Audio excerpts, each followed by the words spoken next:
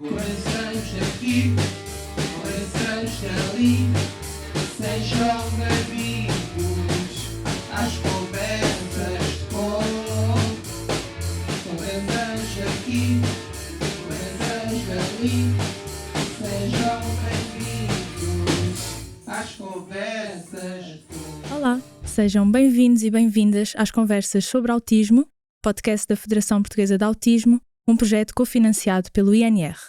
Estamos de volta com esta segunda temporada do podcast. Se ainda não ouviu os episódios anteriores, deixamos aqui esse convite.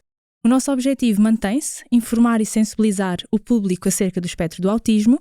Esperamos que este continue a ser um espaço de partilha de informação e de experiências, contribuindo para um maior conhecimento sobre o espectro do autismo em Portugal. Hoje, a conversa sobre autismo é com uma família neurodiversa, nomeadamente com a Maria Ana, mãe, e com 2 dos seus 3 filhos, o António e o João, ambos autistas. Vamos então dar início a esta conversa para os conhecer melhor, saber um pouco sobre a sua história e como tem sido o seu percurso enquanto família até aqui. Muito obrigada aos 3, novamente, por terem aceito o nosso convite, por ter sido tão fácil combinar isto. Muito obrigada por terem vindo diretamente de Leiria. Comecemos pelo início, pelas apresentações. Falem-nos um bocadinho sobre vocês, nomes, de onde vêm, idades, essas coisas. Portanto, boa tarde a todos. O meu nome é António Rola, sou de Leiria, mas nasci em Coimbra. Tenho 24 anos, trabalho na Lardute, que é uma empresa de artigos para o lar. Já estou lá há 2 anos, comecei em novembro de 2020, é a altura em termos de pandemia, e estou a gostar bastante lá do trabalho que estou lá a fazer. Boa tarde a todos, eu sou o João Lucas Rola, tenho 20 anos, vou fazer 21 anos daqui a um mês, 16 de maio. Venho de Leiria, também nasci em Coimbra e agradeço já a presença aqui neste estúdio. É a primeira vez que estou aqui a fazer um podcast e é muito bonito. Obrigado. Obrigada a nós. Pronto, então agora é a minha vez, sou a mãe, não é? Sou a Maria Ana, tenho 52 anos, sou de Coimbra, mas já vivo em Leiria quase há tanto tempo como vivi em Coimbra. Estamos em Leiria quase há 26 anos, sou casada, tenho 3 filhos, o António, o João e o Jaime, que tem 14 anos. Não está cá, está a passar umas férias com os amigos em Bruxelas, é muito bom. Sobretudo. É verdade, é verdade. Sou jurista, trabalho na Câmara Municipal de Leiria. E muito obrigada pelo convite, estamos mesmo muito, sentimos-nos muito honrados e muito privilegiados por estar aqui a falar um bocadinho da nossa família realmente neurodiversa. De nada. Obrigada a nós. O António e o João têm autismo e o Jaime é o diferente lá em casa, o Jaime não tem autismo. É uma pena nós não termos conseguido trazer o Jaime, sim, é verdade, sim. É verdade. Vamos falar um bocadinho também dele, sim, não sim. É? Sim, mas é adolescentes interessante. sortudos de férias. Então vamos talvez começar isto, vamos recuar um pouco no tempo, também para contextualizar e conhecer um pouco a vossa história enquanto família. Mariana, quando é que se aperceberam enquanto pais que alguma coisa diferente se passava com os vossos filhos? Ou seja, quando é que identificaram os primeiros sinais e que sinais foram esses? Primeiro com o António, que é mais velho, e depois com o João. Sim, a situação de ambos deles é muito diferente. Isso é muito interessante. Que é muito interessante também dentro do espectro do autismo. São todos diferentes, o que é um desafio enorme e às vezes também gera algumas dificuldades porque o que funciona com uns, vamos dizer assim, não funciona com outros. Também é uma coisa que não podemos esquecer, quer dizer, o autismo não define as pessoas. É uma condição neurológica, mas a pessoa existe para além disso, com a sua personalidade, os seus gostos e o seu crescimento, aquilo que moldou as suas características. Bom, então no António nós começámos relativamente cedo a notar alguma coisa. Eu lembro-me que ele tinha um anito e às vezes estava no parque a brincar e balouçava-se muito para trás e para a frente, um movimento que nós estamos habituados a ver em pessoas com autismo. Depois também ele começou a falar muito cedo, ele aos 8 meses já dizia palavras e falava muito corretamente, ou seja, eram coisas estranhas. Teve um atraso motor muito significativo, começou a andar só com 20 meses e não passou por algumas fases do desenvolvimento motor, por exemplo, o pôr-se de pé.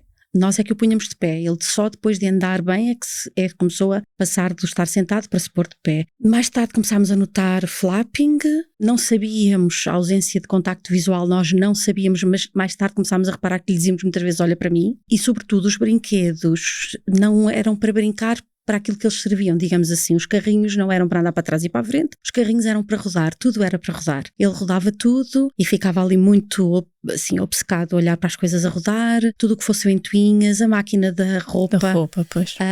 os moinhos, adorava moinhos, tudo o que fosse rodar era assim. Nós muito cedo começámos a perguntar ao pediatra se passava alguma coisa. Não, é tudo normal, também tenho outro menino que também é assim. Pronto, e assim foi. Até depois a evolução da fala, ele começou a dizer realmente palavras muito cedo e muito corretamente. Eu lembro-me dele dizer com um anito e pouco avião e chave, exatamente como estou a dizer agora.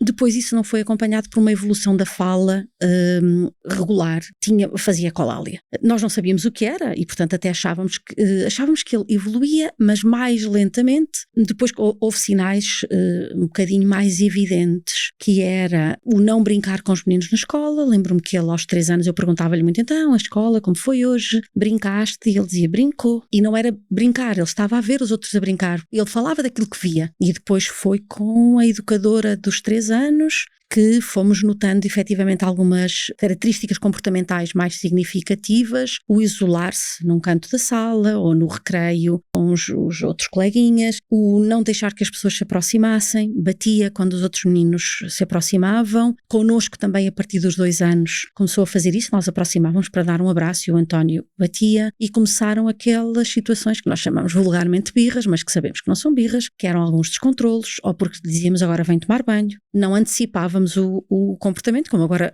aquilo que tinha que ser feito, não antecipávamos a tarefa e estranhávamos que todos os dias o António tomava banho àquela hora, mas ele nunca queria ir tomar banho, portanto havia ali e começou efetivamente a bater-nos, e portanto havia uma série de coisas que não batiam certo e que também não nos pareciam comportamentais, e fomos falando nisso ao pediatra, estava tudo bem. Bom, o João foi diferente, já tínhamos o diagnóstico do António, portanto o diagnóstico do António veio só claramente aos 4 anos, mas antes disso, aos 2 anos e 9 meses, nós fomos a uma consulta de neuropediatria, pediatria do desenvolvimento, e o António tinha todos os sinais de autismo. Tinha flapping, não tinha contacto visual, tinha colalis, tinha estereotipias, tinha tudo. A resposta foi: o vosso filho não tem nada. Ficámos assim um bocadinho.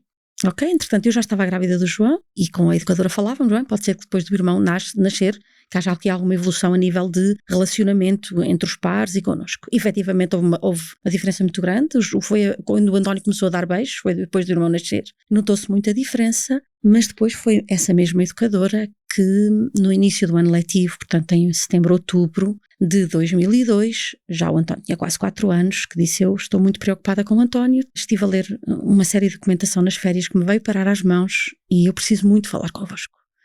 Então fomos e deu-nos um guia informativo sobre autismo do Hospital Pediátrico de Coimbra, das consultas de desenvolvimento. A mim não me surpreendeu, quando vi disse, já sabia, mas não sabíamos por o nome. Com o João foi diferente. O João teve um desenvolvimento motor um bocadinho mais lento, a fala começou aos 11, 12 meses, dizia mamã, papá, bebê, e sim. E depois, passado um tempo, deixou de dizer.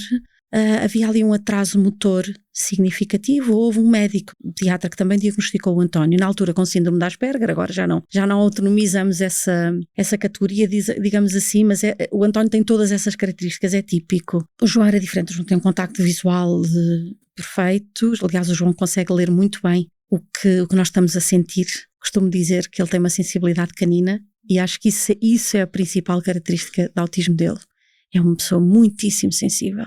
Ao princípio era um atraso motor e um atraso de linguagem. Só que havia também algumas estereotipias e flapping e, sobretudo, o João chorava muito, o João não falava, não se conseguia fazer entender a outras pessoas que não fossem connosco, então chorava muito. Depois começou a falar com 4 anos e meio, começou a falar, a cantar, portanto foi a cantar que o pusemos a falar, foi um percurso muito bonito. E mais tarde, só aos 8 anos, depois de se perceber esse grau de sensibilidade e que havia muitos descontrolos psicomotores em situações de desorganização, de ambientes de muito barulho, sobretudo na escola, o João ficava esgotado e entrava em crises de descontrole psicomotor muito graves. E isso já não era um atraso motor nem de linguagem, já era evidentemente algo mais. A linguagem do João também não se desenvolveu ao mesmo ritmo, não tem a profundidade, a densidade de um jovem de 20, 21 anos.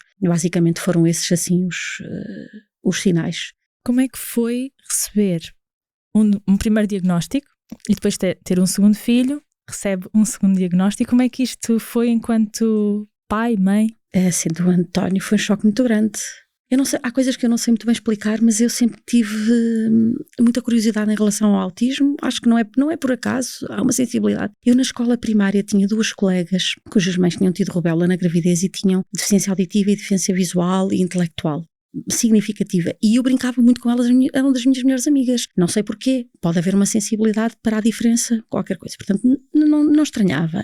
Enquanto namorámos, eu e o meu marido falámos muito em poder ter filhos com deficiência, isso não nos assustava. Eu acho que a situação foi um bocadinho mais dramática por termos andado há anos a ouvir, não há nada, que não se passa nada, isto é perfeitamente normal, isto não há aqui nada, e de repente o mesmo médico que aos 2 anos e 9 meses nos disse o vosso filho não tem nada, aos 4 anos certo diz-me vocês sabem perfeitamente o que ele tem, o António tem síndrome de Asperger, vamos começar a trabalhar. Porque nós fomos e descrevemos exatamente tudo o que era e portanto nós já sabíamos. Quando o médico disse isso eu confesso que eu fiquei aliviada, porque estava com receio que fosse esquizofrenia. E portanto, finalmente tinha uma explicação para dar a todos os que diziam que a culpa era nossa. E isso era um peso muito grande. Ele não anda, a culpa é vossa, ele não fala, a culpa é vossa, ele não isto, a culpa é vossa, isso em relação aos 2. Mas quando nós tivemos consciência do diagnóstico, foi efetivamente quando a educadora do António nos deu o tal material de apoio do hospital pediátrico. Esse dia foi uma noite difícil, chorámos muito. Foi estranho porque fomos ao quarto, o António, olhávamos para ele e parecia que não o conhecíamos. Estava ali outra pessoa, agora de repente tem um rótulo, mas no fundo o António era o mesmo. O António para nós, para aquilo que para nós é um filho, o António sempre foi, e o João e o Jaime, eles são os 3 exatamente a mesma coisa. Nós somos pessoas com relação com Deus, temos fé e portanto aquilo que sempre sentimos em relação aos filhos é que são filhos de Deus, são filhos que Deus nos deu para os conduzirmos no caminho de oportunidades e possibilidades que os façam ser aquilo que são e fazer as suas escolhas e ser felizes. Portanto, isso não mudou nada. Além disso, essa situação, essa consciência, portanto, e o António fazer 4 anos, aconteceu numa altura em que estávamos muito, muito, muito, muito felizes.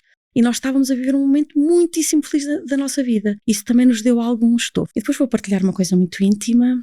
Eu, como disse, tenho muita relação com Deus, não costumo rezar a abrir a Bíblia ao calhas, mas naquela noite eu abri a Bíblia ao calhas. E deparei-me com um episódio do nascimento de São João Batista em que o pai Zacarias fica mudo porque não consegue compreender aquilo. Andei um bocadinho mais para a frente e li aquilo que Maria disse a Deus, o cântico de Maria, que se chama o Magnificat, a que a dada altura ela diz: o Todo-Poderoso fez em mim maravilhas. E eu perguntei a Deus se com este filho eu na minha vida também iria fazer maravilhas, e senti uma paz muito grande no coração e senti que a resposta era afirmativa, claro que sim. Então isso foi um processo, esse momento foi um momento doloroso e a seguir tornámos-nos muito conscientes de que aquilo que Deus nos estava a confiar não era para nós, era para muitos. Isto vai ajudar muita gente. Há pessoas que têm vidas, vamos lhe chamar fáceis, e que contactando connosco e vendo algumas das nossas dificuldades, se calhar poderão perceber que têm um caminho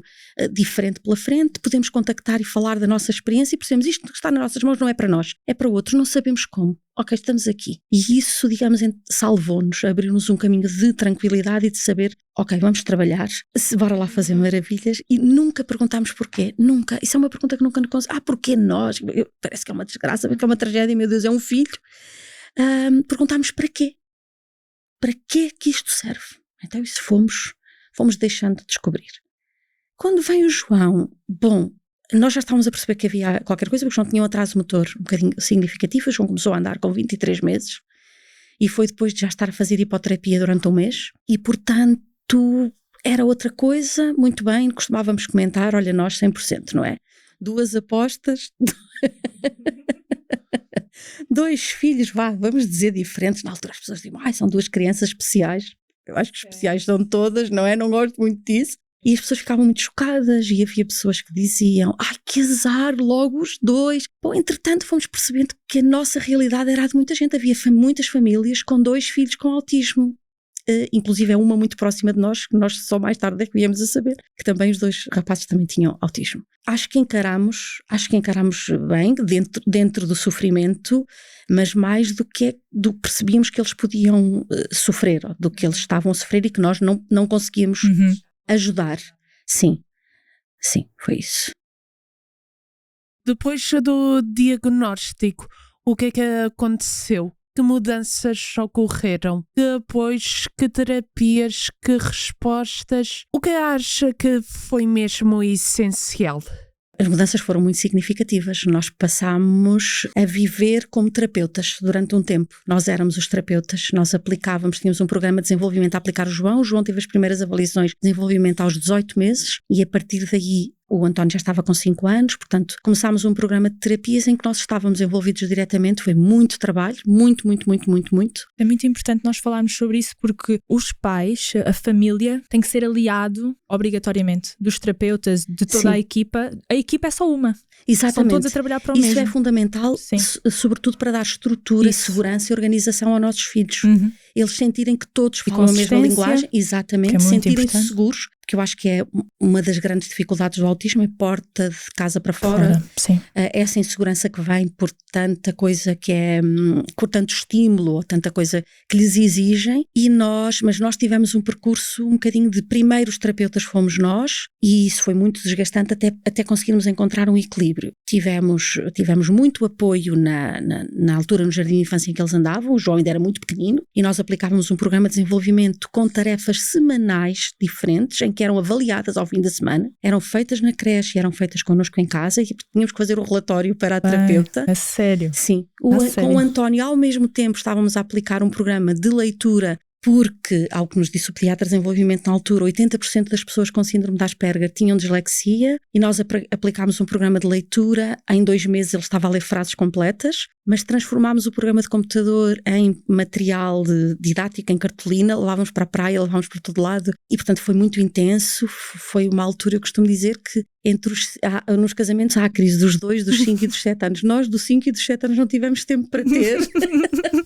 Foi muito desgastante, até que habituámos-nos em casa a fazer jogos de palavras, a fazer os conceitos da escola, a aplicar no dia-a-dia. Tenho 3 salsichas para dividir por 5 pessoas, António transforma nisto num número fracionário, isto já mais velho, mas assim, a falarmos assim.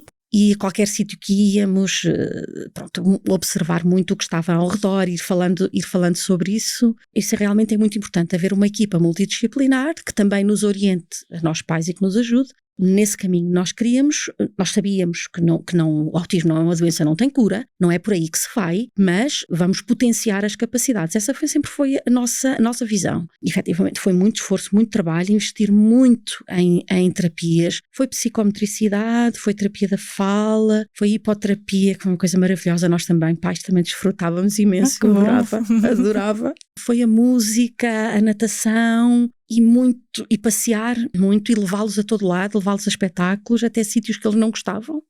Às vezes passámos por situações... Eu ia perguntar isso. Como é que era levá-los a sítios que eles não gostavam? Sim, era um exemplo de um sítio que eles não... Um exemplo de um sítio com muito barulho. Nós temos a feira anual em Leiria, que chamamos a Feira de Maio, carrosséis, carrinhos de choque, pipocas, um mar de gente, e lembro-me que houve um ano, eles não gostavam, que nós, no dia em que abriu a feira, que era o dia pior, entrámos num lado e saímos no outro com eles. Gritaram o tempo todo. Gritaram.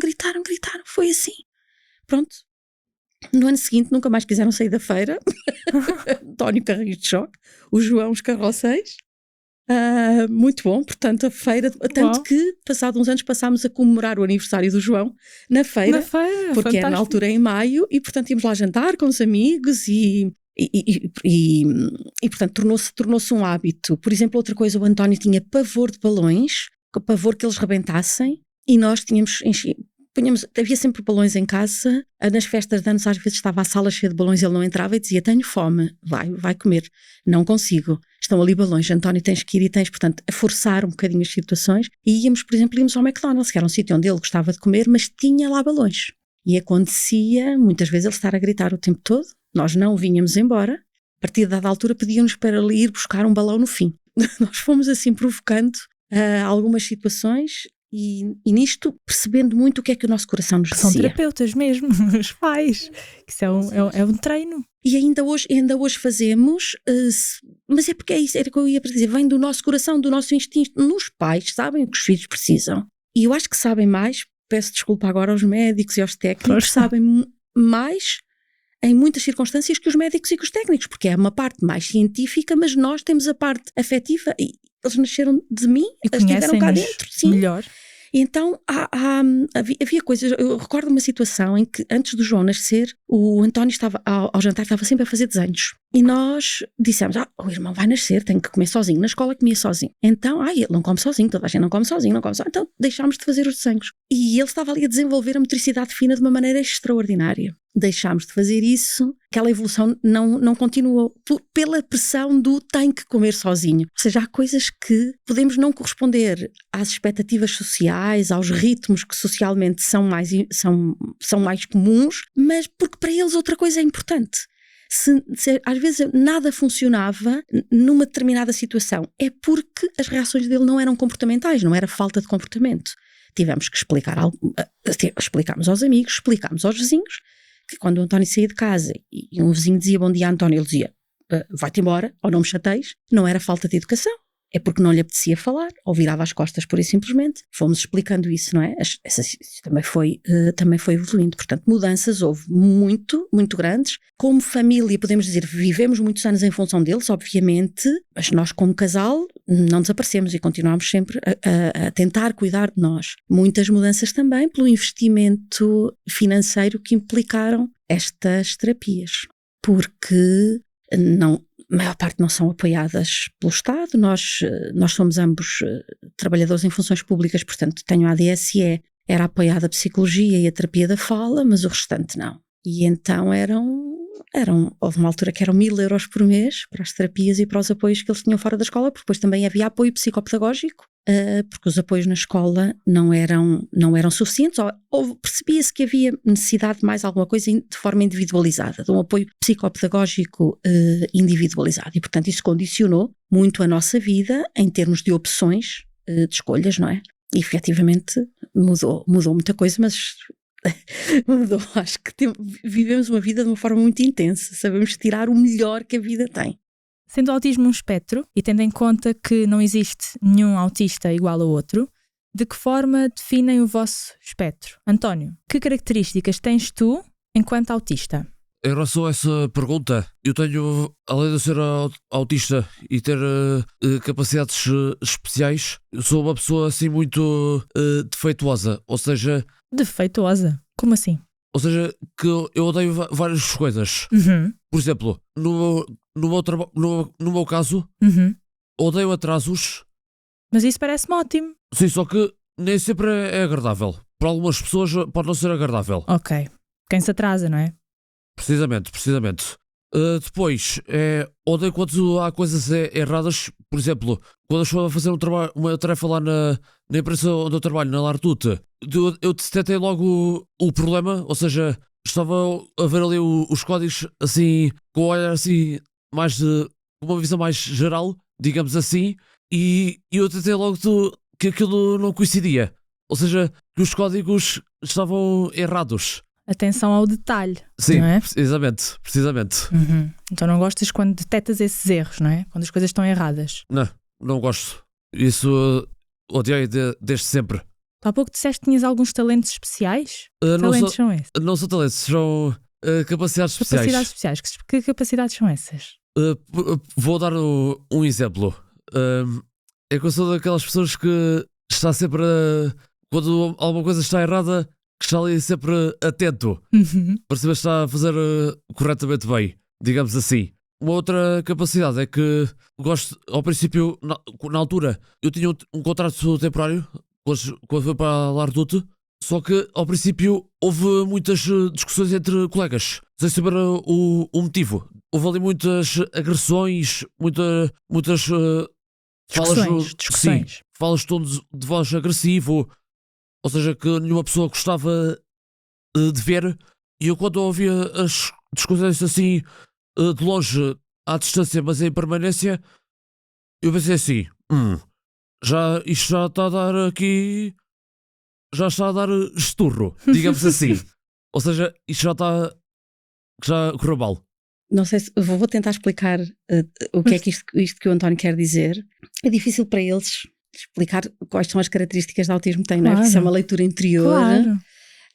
mas esta atenção aos pormenores. Mas o que ele diz muito. Sim, sim. Diz muito. A atenção muito... aos pormenores e o não querer nada errado ou fora do sítio. Claro. E sensibilidade também ao ambiente que o rodeia. Exatamente. E o António fala disto porque há aqui um ponto muito importante e muitíssimo interessante. E eu gostava que houvesse um outdoor enorme na rua com isto. É que o António, ao fim de menos de um ano de estar a trabalhar na equipa em que está, que são 30 pessoas, o facto de o António lá estar a trabalhar, isto não sou eu que digo, são os dirigentes, portanto, quem está a chefiar o serviço, quem é os diretores e o chefe, que dizem que diminuíram significativamente os conflitos entre os colaboradores e melhorou o espírito de equipa. E quando nós ouvimos, uma pessoa com autismo provocou isto, ou fez isto, não fez diretamente, mas provocou isto, acho que é muito significativo, muito importante falar nisto, porque a maior parte das pessoas tem o papão do autismo ou transforma isto quase como se fosse um unicórnio. Ai, que coisa maravilhosa que o autismo é. O autismo é uma coisa maravilhosa porque eles são todos, não é esta palavra, eles são todos muito inteligentes, são todos não sei o quê. Há assim um floreado de situação que não é verdade, é uma realidade que lhes gera muitas dificuldades de relacionamento, e isto que o António está a dizer é notar o não compreender do relacionamento entre as pessoas. Então, tu importas-te que eu diga alguma coisa sobre ti, sobre as tuas características? Não, à vontade. O António tem características deliciosas, aquilo de levar tudo à letra, não é? As expressões todas à letra. E o irmão mais novo, sendo neurotípico, tem as suas características também, e é um miúdo muito à frente, porque cresceu neste ambiente de muito estímulo. Não é? De ver os irmãos, acabou por crescer mais rápido em muitas coisas intelectualmente, porque via os jogos que fazíamos com os irmãos e encaixava-se nisso. Bom, então o Jaime adora aquelas piadas secas que são trocadilhos, no fundo. O António não acha piada nenhuma, há momentos absolutamente hilariantes lá em casa, porque a não ser que sejam trocadilhos com coisas de matemática, lá estão as tuas capacidades especiais, António. Lá está, mais uma. Como é que os teus colegas no primeiro ciclo te chamavam? Era o rei da tabuada. Sim. Mas agora não estava a vir. Cara de sofrimento. Estava a pensar. Era o rei da tabuada, e porque ele tem um cálculo mental rápido e depois ficava muito aborrecido. O quê? Não sabes quanto é que é, não sei o quê, não sabes. Como assim não sabes? Exatamente. Portanto, ele tem esta habilidade cerebral para determinar áreas que são muito fortes. Uhum. Com 4 anos sabia os países da União Europeia, bandeiras, capitais, fronteiras, localizar no mapa. As crianças de 4 anos normalmente não ligam importância a isso, certo. Mas não houve problema, porque até pôde levar para o jardim de infância um mapa e pôr lá na parede, e todos beneficiam. Exato. Todos beneficiaram com isso. Um bocadinho de baixa tolerância à frustração, ainda que o António tenha uma boa autoestima, e não gostas daquelas alterações de última hora, não é, António? Está planeada uma coisa e de repente decidimos fazer outra? Sim, no caso, e agora que falas disso, isto aconteceu em maio de 2016, porque era para ter ido passar o fim de semana aos Açores, só que assim de repente, pumba, Paris. Mas posso contar esta história? Nós queríamos fazer-lhes uma surpresa. O Arte chateado. Não se esquece, portanto, vocês veem esta memória para as datas extraordinárias. Não fui para os Açores, tive que ir para Paris. Sim, porque só souberam quando estávamos a embarcar. E ele disse, estamos na linha errada, isto é para Paris, não é para São Miguel. E então nós dissemos, não, mas nós afinal não vamos aos Açores, vamos à Euro Disney. E eles ficaram todos chateados, afinal nós a pensar que estávamos a fazer uma grande surpresa, que ia ser muito bom. E não foi, não esquece. Nesta memória sabe sempre os acontecimentos. Em maio de 2016. Nós, quando queremos saber alguma coisa, perguntamos. Claro. Isso foi quando, António? Nós fazemos o mesmo com a Patrícia na Federação. Não, realmente são super capacidades, é incrível, não é? Sim, sim. E nós ficamos às vezes assim... eu sinto-me pequenina, e aproveito aqui, já que estamos a falar nisto, para introduzir um bocadinho o que é ter 2 filhos com autismo e um filho que não tem autismo e não tem outras dificuldades de desenvolvimento, porque poderia ter. Nós nunca tínhamos assistido a uma criança a ter um desenvolvimento normal, quer dizer, o dia-a-dia, 24 horas por dia, não é? E quando começámos a ver o Jaime, aquilo tudo foi uma surpresa muito grande. Tivemos uma noção muito mais clara das dificuldades que o António e o João todos os dias têm que vencer e que fazem deles pessoas com uma capacidade de superação verdadeiramente extraordinária. Eu tenho uma admiração enorme por a força, pela coragem, pela determinação que eles têm, não desistem. eu tenho a certeza que eles sabem escolher o que os faz felizes, eles sabem tirar o melhor partido de cada momento para eles. E isto é um nível de inteligência emocional que hoje é muito falado, que a maior parte das pessoas não tem. Que se deixa levar pelas situações. São focados, não é? Naquilo que importa e que gostam, que lhes faz bem. O António é um bocadinho resmungão, mas isso não tem a ver com o autismo, tem a ver com o afetivo, não é? Lá em casa és conhecido como... Grupo mal disposto. Tem a ver com a personalidade. E tu, João, estás aí muito caladinho, não estás esquecido. Que características tens tu enquanto autista? Sou uma boa pessoa. Muito importante. Uma ótima pessoa. Muito importante. Eu gosto muito de ir passear, gosto muito de ver concertos, gosto de viajar pelo mundo, gosto muito de ler livros, fazer puzzles. Quando eu for grande, eu quero ser maestro. Uau! Um grande maestro. Um grande maestro. E como foi a vossa experiência na escola? Com os colegas, com os professores e restantes elementos? Pontos negativos, pontos positivos e negativos. Dava-me bem com os professores. E com os colegas? Também? Tinhas assim muitos amigos? Sim. A mãe fez ali que se calhar não sei se a mãe concorda. Vou aproveitar para completar assim, as características do João enquanto autista. Acho que o que o caracteriza É mesmo... otimista. Ai, sim, É muito otimista. Muito. É muito delicado. É uma pessoa muito, muito sensível, muito meiga. O António também. O Para António querer também é um ser doce, eles são os maestro. doces, sim. Só pode ter uma sensibilidade muito grande. Sim, então é mais afeta muito o barulho e a desestruturação, e isso na escola é muito complicado. A João é um miúdo muito responsável, muito organizado, muito trabalhador, e depois na escola o barulho, a desorganização, o que não está, é complicado. E depois nota, ele olha para uma pessoa e estabelece ali uma linha de relacionamento, e é um detetor de boas pessoas, vamos dizer assim. Se João, se alguém novo de quem o João se aproxima, eu estou tranquila com aquela pessoa. Se o João vira costas, eu também fico, porque ele é o detetor de metais, vamos dizer assim. E na escola ele nota muito. O António também, mas o João deixa-se afetar mais por isso. Se os professores confiam nele ou não, ou se têm medo. E se têm medo do que é que está ali. E a escola, pois, é um desafio muito grande. O João é capaz de ser o aluno mais bem comportado e mais tranquilo da sala de aula e mais interessado, isso os professores dizem, mais atento e mais interessado. Se houver barulho, entra em descontrole psicomotor e, portanto, foi preciso mudar de escola 2 vezes, até depois encontrarmos uma a 16 km de casa, que se tornou o paraíso para o João. Peço desculpa de fazer já esta pergunta, Sim. mas vou ter que a fazer. O que é que correu mal nessas 2 escolas perto de casa? Sim, turmas muito desestruturadas, muito barulho, os professores a não conseguirem manter a disciplina dentro da sala de aula. Houve uma escola, portanto ele mudou no 2º ano e a escola era muito pequenina, tinha muito poucos alunos, mas a professora não confiava no João, e o João na professora, e correu muito mal nesse aspecto. O João chorava todos os dias. Eu vou-vos dizer uma coisa, também para outros pais que estejam a ouvir não perderem a coragem. O João chorou todos os dias para ficar na creche e na escola até aos 12 anos. 12? Ele só não chorou no primeiro ciclo, no 3º e no 4º ano, nos dias em que ia a professora de apoio. Foi um anjo que tivemos e que temos na nossa vida. De resto, ele chorava todos os dias. A primeira vez que ouvimos o João dar uma gargalhada, ele tinha 12 anos. Foi ao fim de estar ao fim de um ano letivo nessa escola onde está agora, que é na Escola Meias, uma freguesia que pertence ao Conselho de Leiria, e é uma escola extraordinária, onde chegámos, apresentámos o João, apresentámos um dossiê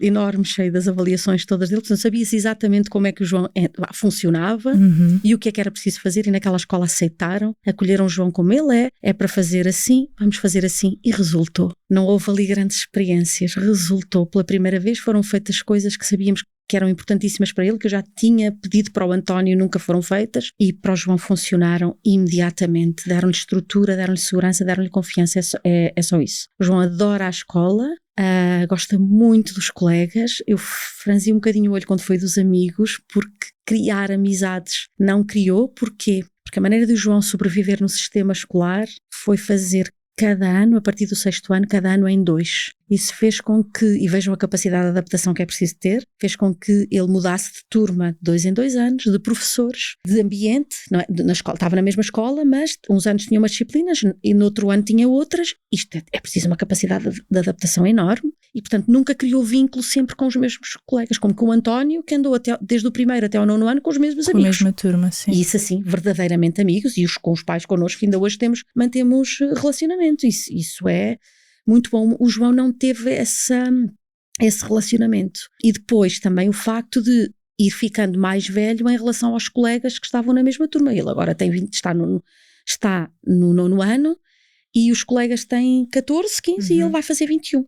Isto tem a ver com a idade que ele foi ganhando por fazer cada ano em 2.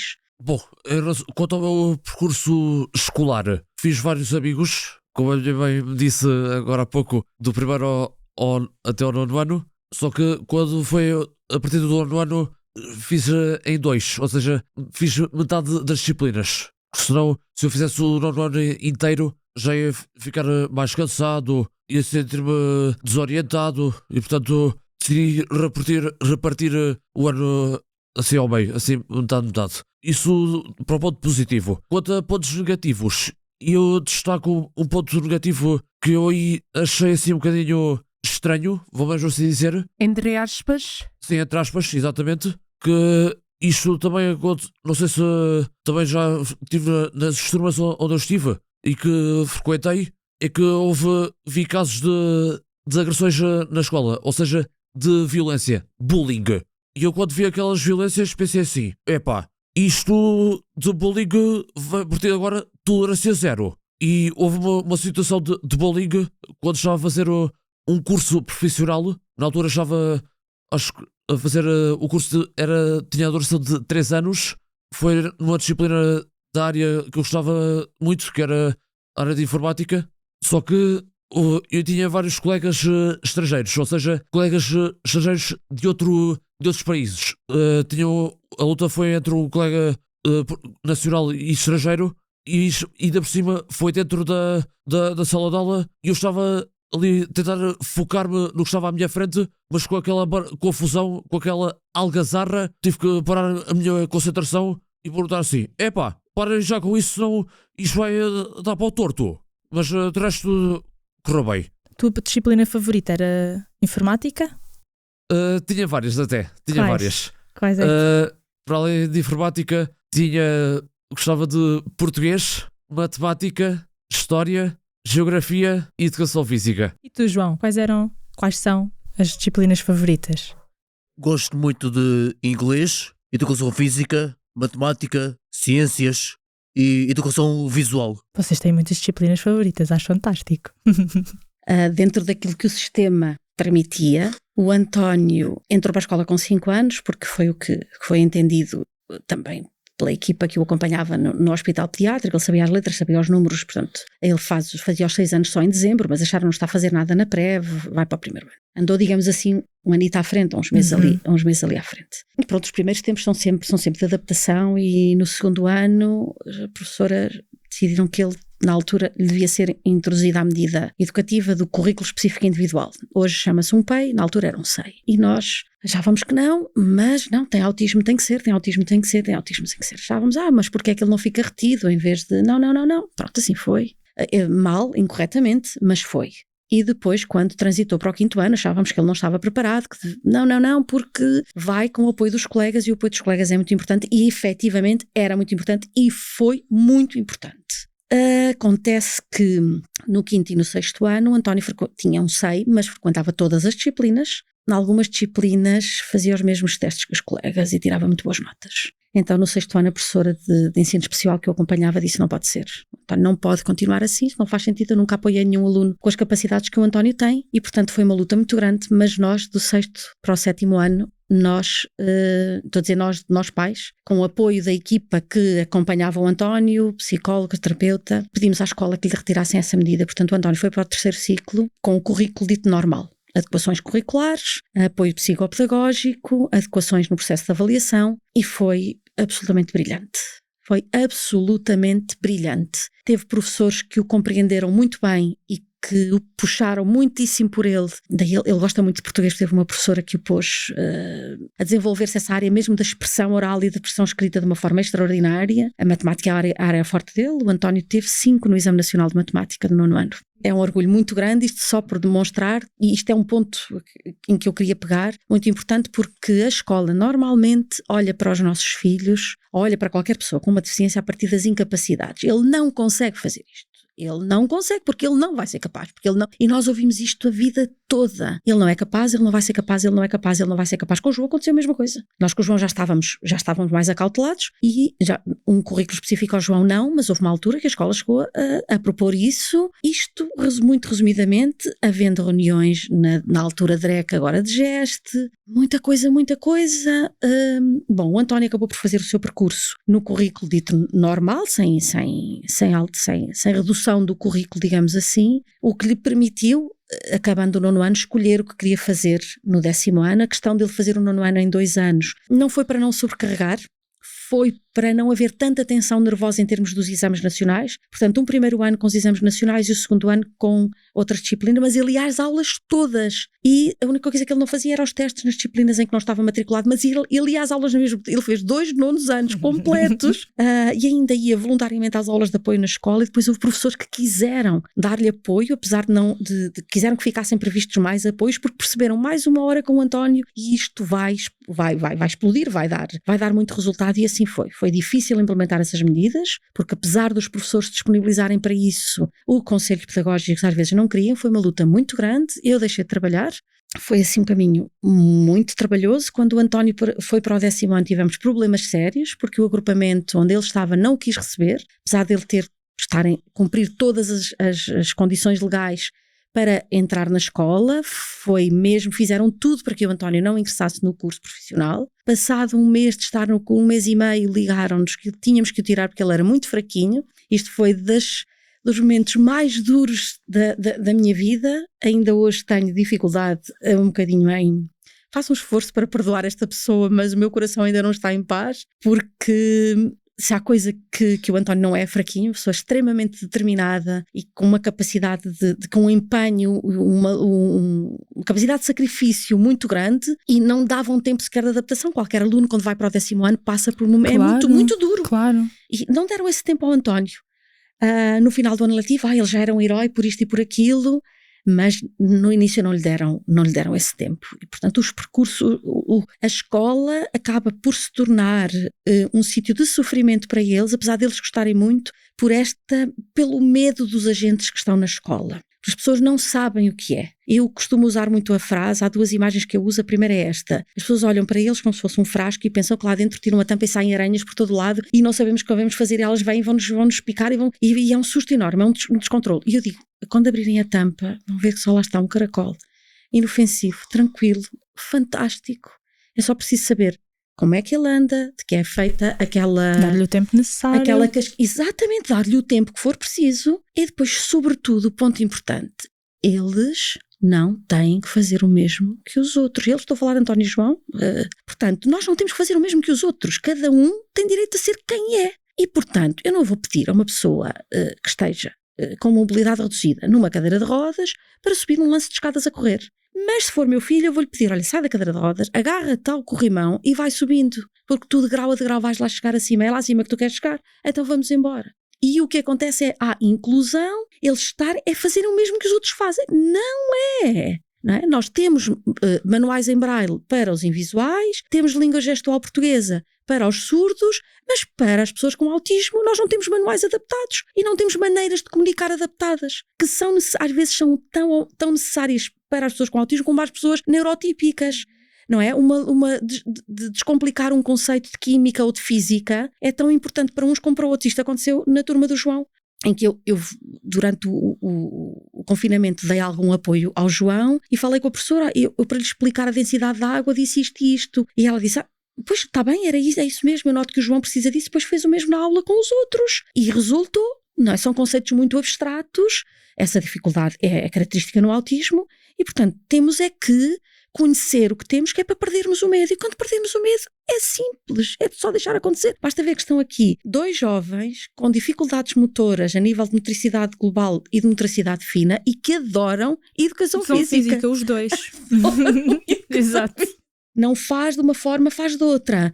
E tem apanhado professores nessa área com capacidade de adaptação, porque todos precisam de uma maneira ou outra, Claro. não é? Uma criança que esteja numa cadeira de rodas não vai deixar de jogar com os colegas. Exatamente. Não vai ficar parada a um canto na aula de educação física. Então aqui é exatamente a mesma coisa. Depois outra imagem que eu uso é que o António e o João, neste caso, são quadrados e os restantes neurotípicos somos triângulos. E achamos que o que é bom é ser triângulo. E queremos à força que eles sejam triângulos e que se encaixem naquela forma e, portanto, obrigamos-los ou a cortar metade, a cortar e deitar fora, o que é um sofrimento enorme para eles e um desperdício enorme para a sociedade e para todos que contactam com eles, ou a dobrar-se, que também gera muito sofrimento. Ora, nós triângulos ainda não descobrimos é que se nos abrirmos somos quadrados, não é? E, portanto, se calhar o que nós temos que fazer não é obrigá-los a fechar-se ou a dobrar-se ou a deixar de ser quem são, mas somos nós que temos que nos abrir e criar um outro espaço para permitir que o quadrado deles encaixe, que o nosso quadrado encaixe no deles e vice-versa. E quando explico isto, eu fui muitas vezes às turmas deles explicar como é que eles são, os miúdos, os colegas percebiam. É uma maneira fácil de, então vou deixar de ser um triângulo e vamos todos ser um quadrado. Não temos que ser quadrados do mesmo tamanho, nem da mesma cor, nem caminhar da mesma maneira, mas podemos efetivamente adaptar-nos e conviver tranquilamente, aproveitando e valorizando as características uns dos outros, não é? Para quem nos está a ouvir, se gostaram desta conversa até agora, partilhem nas vossas redes sociais para chegarmos ainda a mais pessoas. Deem-nos o vosso feedback, é muito importante para nós. Ativem o sininho no Spotify e no YouTube para receberem as notificações sempre que sair um novo episódio. O próximo episódio continuamos a conversa com esta fabulosa família neurodiversa. Até lá, acompanhem-nos nas redes sociais, visitem o nosso site, subscrevam a nossa newsletter para se manterem a par das nossas notícias e das notícias das nossas associações federadas. Muito obrigada. Encontramos-nos na próxima conversa sobre autismo. Ora estranhos aqui, ora estranhos ali.